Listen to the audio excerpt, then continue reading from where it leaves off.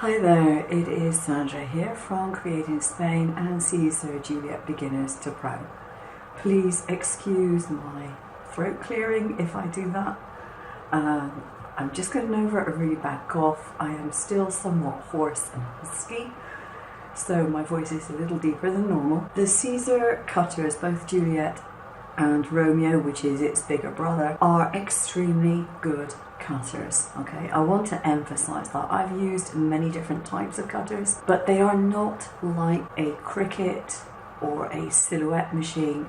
They work slightly differently. So if you're coming from one of those, you'll have to unlearn some habits, learn some new technical terms, learn some new words for things that are the same things as you're used to but just are called something different, and generally get used to a new machine. But what I'm saying is that if you come from a different machine, it's just going to take some patience.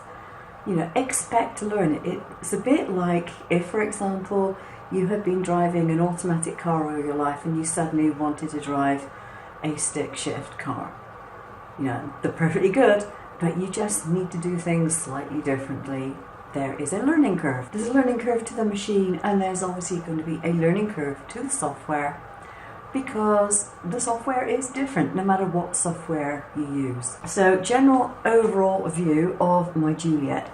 It is 2 foot wide, or just over 60 centimeters if you're like me and you use metric. And it will come with a mat that can take 12-inch wide papers.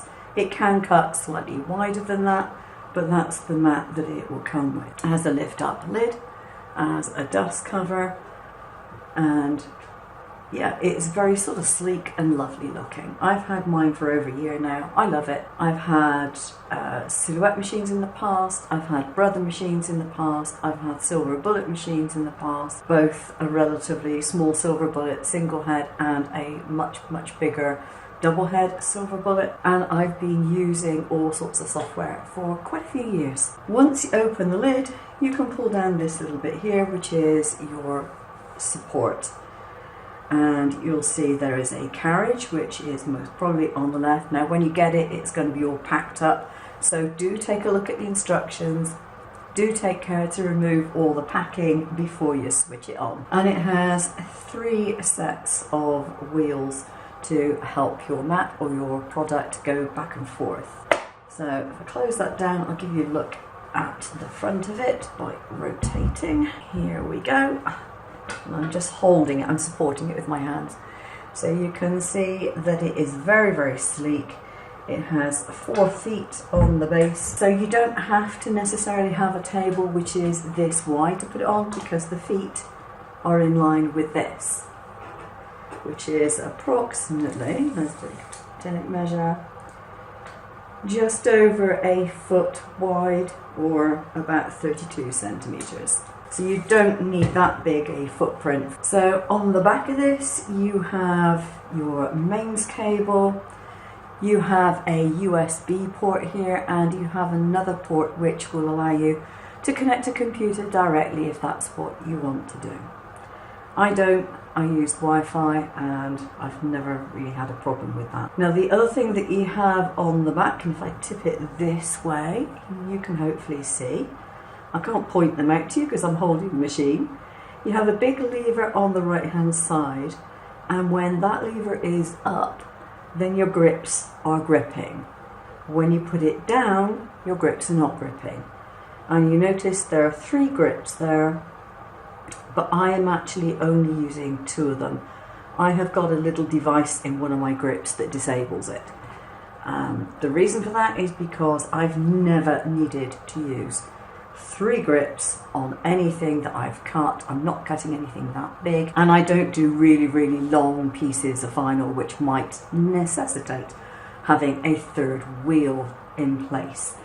So I have temporarily disabled it by adding a block. Switch it on, and we'll get a closer look at the panel in a moment. So this is the Wi-Fi symbol. This is telling me that I'm connected to my Wi-Fi. This one here is the home button, and if you press that, if your carriage isn't properly in the home position, it will go to the home position. This here is a play button. Now, some people are coming unstuck because they'll have a design which they've done in the software, and then they'll come over here and press play. And then they'll be thinking, why is it not cutting the design that I want it to cut? Now, the reason is you control your cutter from your computer. Generally speaking, you do not need to use that play button. The reason for that play button to be used would be if you want to do a repeat cut. And what happens is when you've sent a design to your machine and it has cut it successfully, it remembers it. So the next time you press that play button, it will cut it again. So if you do a different design and you send it to your machine and then you just press the play button, it's going to cut the old design. Okay? So don't use it to cut the design that you want to design unless you are doing a second cut on it. The little cog here for settings shows you the settings that you can have. You've got general settings. So if I tap on that one, you've got LED, alerts, sleep mode, the units that you want to use and the language that you want to use. Now the LED refers to the LEDs you can hopefully see on here, under here, which generally lights up the work area. Okay, this is not your camera LEDs. The alert is for sounds that it can make to alert you when a project is finished or whatever. I don't have them set up, and I don't have the sleep mode set up for anything. I just switch my machine on and off as I wish. And you can change between metric and obviously imperial measurements. If I go back here to the other screen, we have Wi-Fi, and that's where you click on that and you set up your Wi-Fi. Now next you have the camera settings, and the most important thing to note on this is this light here. If you press that, it will alter the light settings for the camera. If you're doing print and cut, this doesn't affect the lights which are under here. This is a light which is under your carriage, and it affects how the camera can see your registration marks. This one is for your USB. So this is where you'll put a USB drive in and you'll choose your file to open and you start the cut, etc. And if I go back to the home button, we can come back and we have cut settings. So cut settings are where you will find material settings stored for certain Siser products. Now you can, if you wish, add some extra settings to this for things that you do a lot. So you have the cut speed and you have the force, and you can put this up or down as need be. And this one here is your test cut. I'm not going to press that one because it will do a test cut and I've got no material in there. And that is what you use to test your cut settings. You're using a new material, or maybe you're wondering if your blade has got a little dull after time. Do a test cut. It's a good habit to get into. Just do a test cut in a corner or something where it's not going to affect your design, and just check that everything is as it should be. It'll save you a lot of material, a lot of heartache at the end of the day. It'll make your life an awful lot easier. So the other thing is your holder for your blade holder, your grip. It's a relatively small grip and it has a screw that you tighten up. Now the blade holder, I think I can put this out of the way now. This is the blade holder for the Siser cutter. Now it has a little rim here, and when you put the blade holder into the grip, the little grip part comes over the top of this piece here. Now this has got a blade in it, and you probably can't see much of the blade. I can just about, if I put my finger over the top, I don't advise people to do this because some people are not sensible in how they do it, but if I put my finger just over the top, I can just feel something there. Can you see that blade sticking out?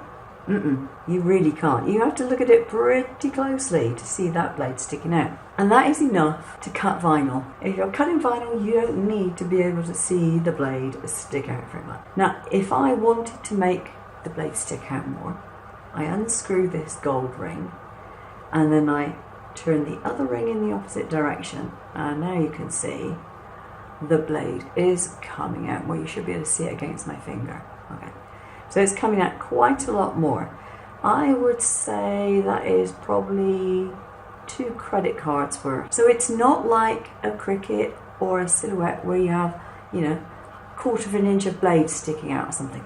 That is not how it's done. If I was going to be cutting a fairly heavy card, I would still wind that in quite a lot, and then I will tighten up the gold ring. So how do you determine how much to make it stick out? Well, a piece of card here which is being used for something. What you need to do is to take your card side on and put your blade against it. And if your blade is the same depth as your card, it's out enough. If you stick your blade out, hang on a second, I need to loosen that off. If you stick your blade out like this, for example, so it's out quite a long way, what are you going to do? Well, the chances are you're going to make a mess of the cut. You're going to wreck your blade a lot quicker than you would otherwise.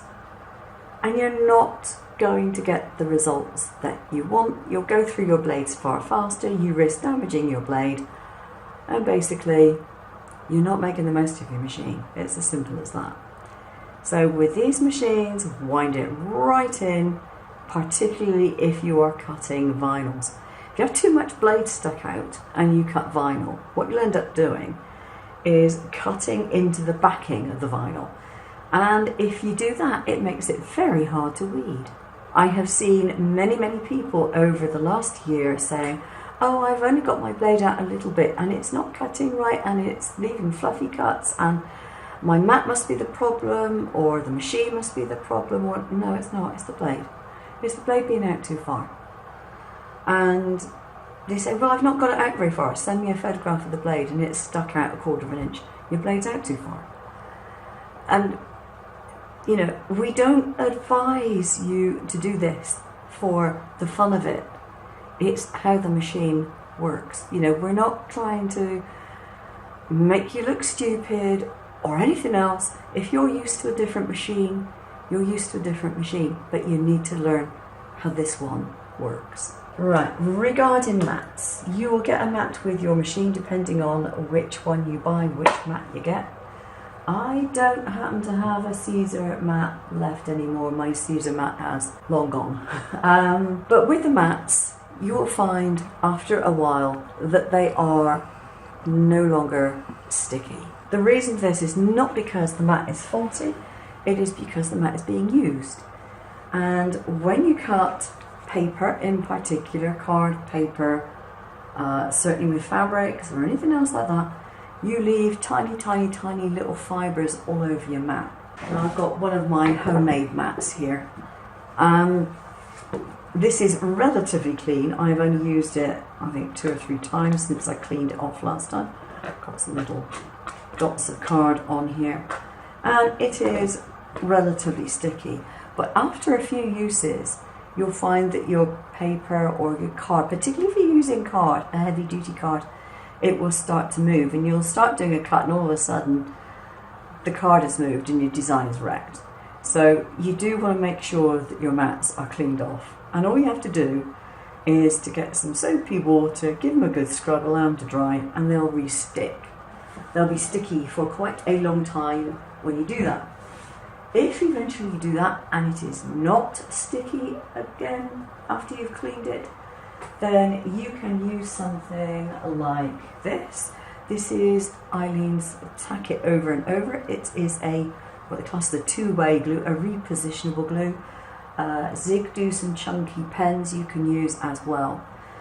Now don't get glue onto the edges of your mat that are going under the rollers, because you don't want glue all over your rollers. It's not nice. You just got to clean them off all the time.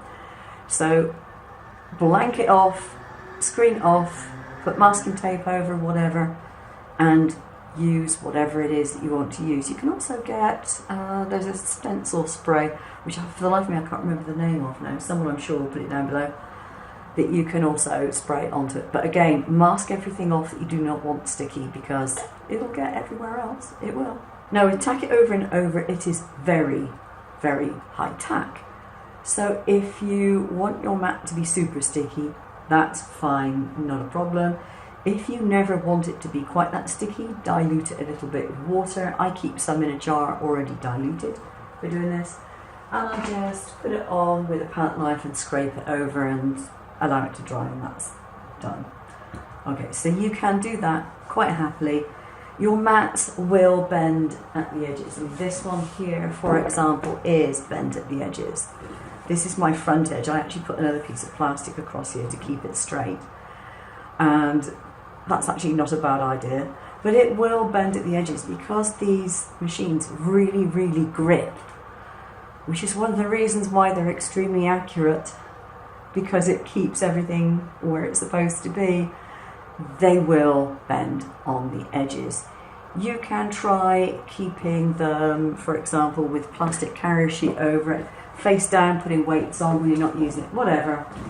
You can do what you like to try and flatten out, but they will bend at the edges. And eventually they will probably warp enough that you either cut the mat down to a smaller version or you throw it out. When it comes to software, you have several choices. There is Leonardo software, and it comes in two forms. It comes in a basic form, which is free, and it comes in a subscription form, which is obviously not free. Now the first form, the free one, is fairly basic. You may or may not find that it has enough features in it for you to do everything you want to do. Pro version has more features, and it costs, at the moment, because it's on offer, it's about $4.99 a month, I think, but normally it is $8.99 a month, or you can buy a yearly subscription. The alternative to that is Shortcut Slot version 6. And I say version 6 because that's the only version so far from your software to the cutting machine. So Shortcut Slot 6 is a very fully functional software.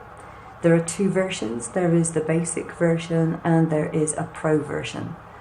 Both versions are purchased directly. So you buy them, that's it.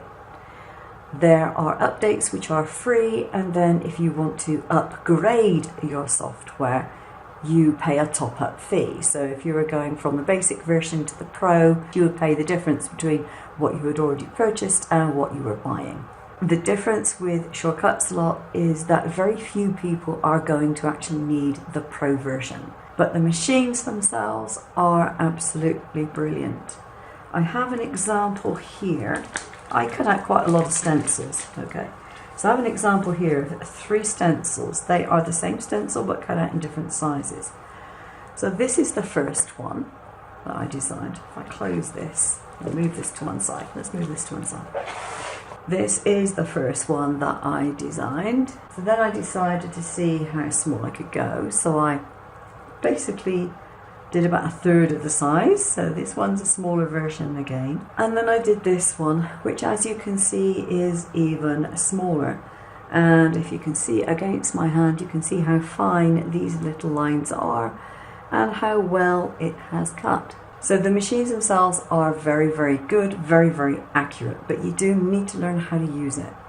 And they don't work in exactly the same way as other machines. If you've got a Siser Romeo or Juliet, you're going to have great fun with it. It's a wonderful machine. Just take the time to learn what you're doing. And a word of advice, don't use your best materials to start off with.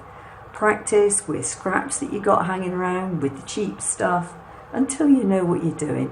And don't give yourself a project that you're going to sell as the first thing that you learn on, because that is one way to drive you absolutely batty. Okay, that's it for today. Thanks for watching. I'll see you soon. Take care now.